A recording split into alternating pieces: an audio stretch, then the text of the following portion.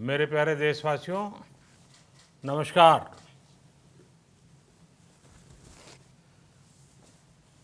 Corona वैश्विक महामारी के खिलाफ என் அன்புக்குரிய நாட்டு மக்களே, लड़ते लड़ते अब வணக்கம். हम கொரோனா பெருந்தொற்றுக்கு अनलॉक எதிரான 2 போரில் में प्रवेश कर நாம் रहे हैं தற்போது அன்லாக் 2ற்குள் நுழைந்திருக்கிறோம்.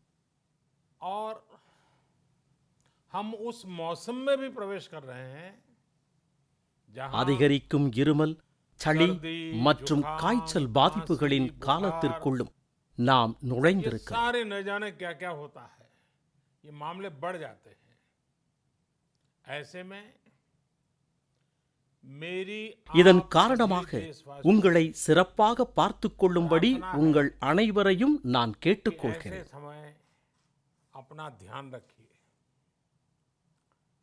साथियों,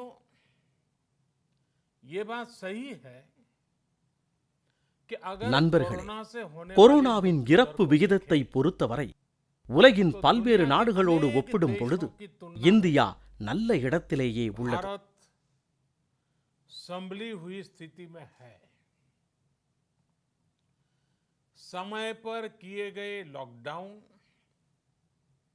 और अन्य फैसलों ने சரியான நேரத்தில் அமல்படுத்தப்பட்ட பொது भारत முடக்கம் में மற்றும் लाखों இதர लोगों का முடிவுகள் जीवन बचाया। லட்சக்கணக்கான உயிர்களை காப்பாற்றியுள்ளன. लेकिन हम ये भी देख रहे हैं कि जब से देश में அதே சமயம் अनलॉक 1 हुआ அன்லாக் है, 1ல் இருந்து தனிப்பட்ட மற்றும் व्यक्तिगत और சமூக सामाजिक நடத்தையில் व्यवहार में அதிகரிக்கும் அலட்சியத்தையும் நாம் பார்க்கிறோம். लापरवाही जरा बढ़ती ही चली जा रही है।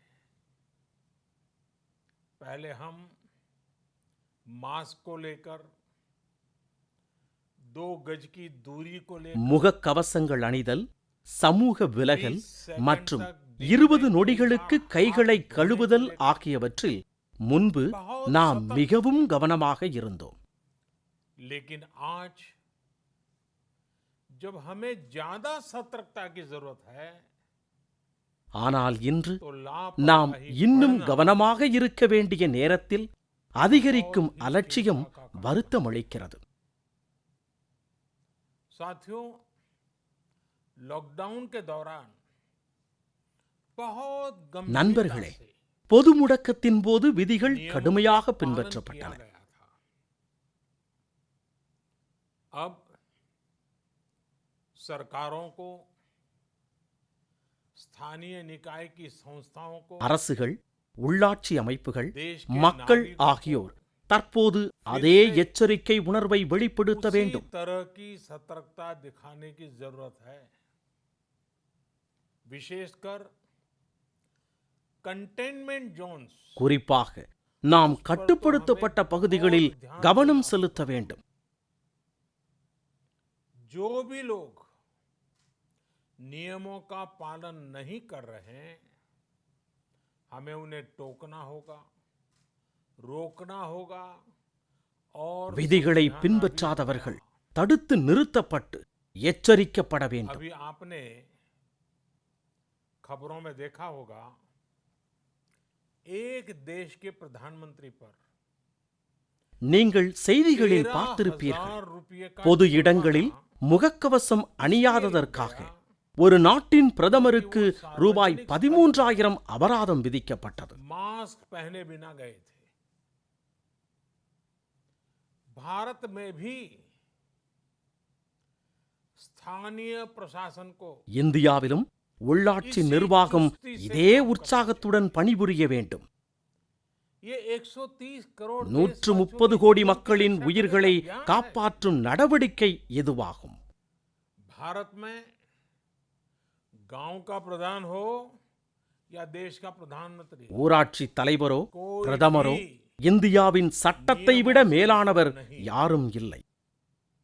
साथियों, लॉकडाउन के दौरान देश की सर्वोच्च நண்பர்களே, प्राथमिकता रही யாரும் பசியோடு இருக்கக்கூடாது என்பதை உறுதி செய்வதுதான் பொது முடக்கத்தின் போது कि உச்சகட்ட किसी முன்னுரிமையாக गरीब के घर இருந்தது. में चूल्हा न जले।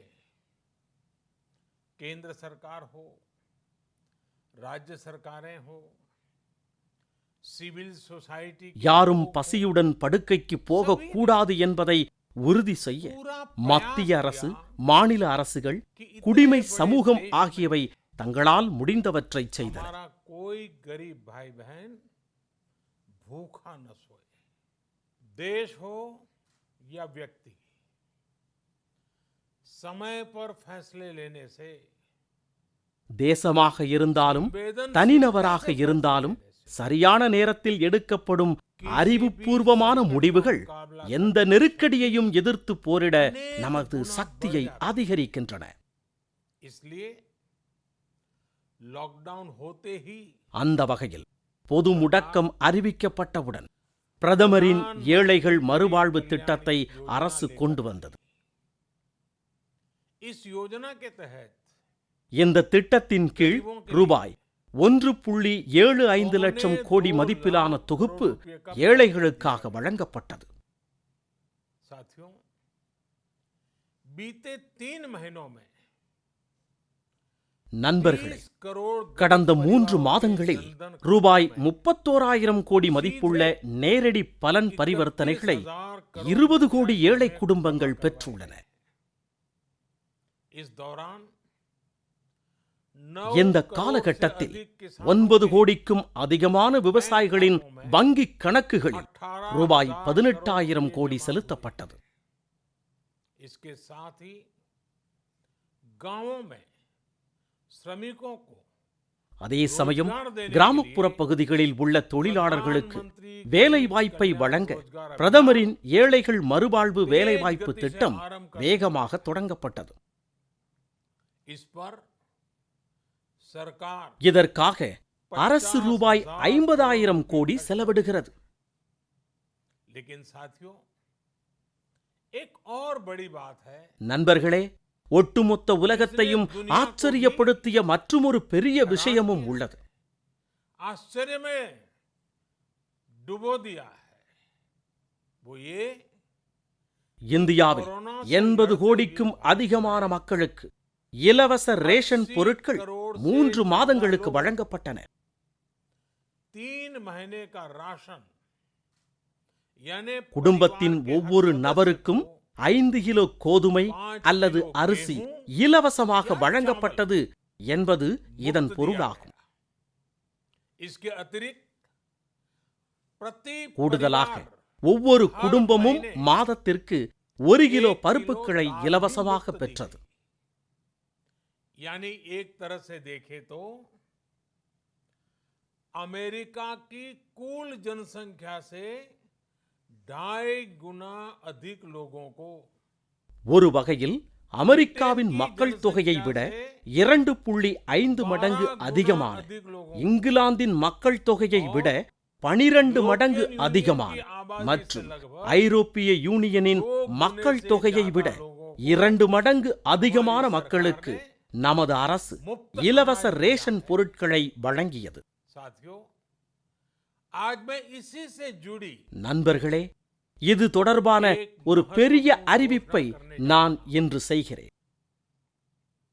साथियों, हमारे यहाँ वर्षा ऋतु के दौरान और उसके बाद मुख्य तौर நண்பர்களே, पर நமது நாட்டில் மழை காலத்தின் போதும் அதற்கு பிறகும் வேளாண்மையில் பல செயல்பாடுகள் இருக்கின்றன. अन्य दूसरे இதர सेक्टरों में துறைகளில் அதிக செயல்பாடுகள் இருக்காது. जुलाई से धीरे धीरे பண்டிகை காலத்தின் தொடக்கத்தையும் ஜூலை குறிக்கிறது. अब आप देखिए, ஜூலை 5 5 जुलाई को गुरु குரு பூர்ணிமா ஆகும். அதன் பின்னர் ஆடி மாதம் ஆரம்பிக்கிறது. அதற்கு பிறகு ஆகஸ்ட் 15 வருகிறது. பின்னர் ரக்ஷாபந்தன், கிருஷ்ண ஜெயந்தி, விநாயகர் சதுர்த்தி, ஓணம் ஆகியவை தொடர்கின்றன. அதைத் தொடர்ந்து கட்டி பிகு, நவராத்திரி, துர்கா பூஜை ஆகியவையும் வரவுள்ளன. இவற்றைத் தொடர்ந்து தசராவும் தீபாவளியும் சட் பூஜாவும் வருகின்றன. இந்த பண்டிகை காலங்கள் தேவைகளையும் செலவுகளையும் அதிகரிக்கச் செய்கின்றன. ध्यान में रखते हुए ये फैसला लिया गया है कि प्रधानमंत्री गरीब कल्याण अन्न योजना இவற்றையெல்லாம் மனதில் கொண்டு பிரதமர் ஏழைகள் நல உதவி திட்டத்தை நவம்பர் மாத இறுதி வரையில், அதாவது தீபாவளி மற்றும் சத் பூஜை நிறைவேறும் வரையில் நீட்டிக்க முடிவு எடுக்கப்பட்டுள்ளது. आखिर तक कर दिया जाएगा, यानी 80 करोड़ लोगों को அதாவது 80 கோடி மக்களுக்கு இலவச உணவுப் பொருட்களை வழங்கும் இந்த திட்டம் July, August, September, October, November ஆகிய மாதங்களுக்கும் நீட்டிக்கப்பட உள்ளது. सरकार द्वारा 80 கோடி ஏழை சகோதர சகோதரிகளுக்கு 5 மாதங்களுக்கு அரசு இலவச உணவுப் பொருட்களை வழங்க உள்ளது. हर महीने परिवार के हर सदस्य को 5 किलो गेहूं या குடும்பத்தின் ஒவ்வொரு உறுப்பினருக்கும் 5 கிலோ கோதுமை அல்லது அரிசி வழங்கப்படும். और साथ ही प्रत्येक परिवार को கூடுதலாக ஒவ்வொரு குடும்பத்தினருக்கும் ஒவ்வொரு மாதமும் 1 கிலோ பருப்பு இலவசமாக வழங்கப்படும். साथियों, प्रधानमंत्री गरीब कल्याण अन्न योजना நீட்டிக்கப்படும் இந்த பிரதமர் ஏழைகள் நல உதவி திட்டத்திற்கு 90,000 கோடி ரூபாய் செலவழிக்கப்பட உள்ளது. और अगर इसमें கடந்த 3 மாதங்களாக இந்த திட்டத்திற்காக செலவழிக்கப்பட்டு வந்த தொகையுடன் சேர்த்து மொத்தம் 1.5 லட்சம் கோடி ரூபாய் ஆகும். अब पूरे भारत के लिए நாடு முழுவதற்குமான ஒரு கனவை நாம் கண்டு வருகிறோம். அதில் சில மாநிலங்கள் மிகச் சிறப்பாக பணிபுரிந்துள்ளன. बाकी राज्यों पर भी हम आग्रह कर रहे हैं कि इसको काम பிற மாநிலங்களிலும் இதை முன்னெடுத்துச் செல்ல நாம் கோரிக்கை விடுத்துள்ளோம். एक राशन कार्ड की व्यवस्था भी हो रही है, அது என்னவாக இருக்கும் என்று நீங்கள் வியப்படையலாம். एक राशन அது ஒரே தேசம் ஒரே ரேஷன் அட்டை என்ற கோரிக்கையாகும். इसका இந்த திட்டத்தையும் அமல்படுத்த மத்திய அரசு முயற்சி மேற்கொண்டு வருகிறது. जो रोजगार या दूसरी आवश्यकताओं के लिए வேலை தேடி வெளிமாநிலங்களுக்கு செல்லும் புலம்பெயர் தொழிலாளர்கள் இந்த திட்டத்தின் மூலமாக பெருமளவு பயனடைவார்கள். साथियों, आज गरीब को நண்பர்களே, அரசு இன்று தேவைப்படுவோருக்கும் ஏழை மக்களுக்கும் இலவச உணவுப் பொருட்களை வழங்க முடிகிறது என்றால் அதற்கு 2 தரப்பினர் முக்கிய பங்கு வகிக்கின்றனர்.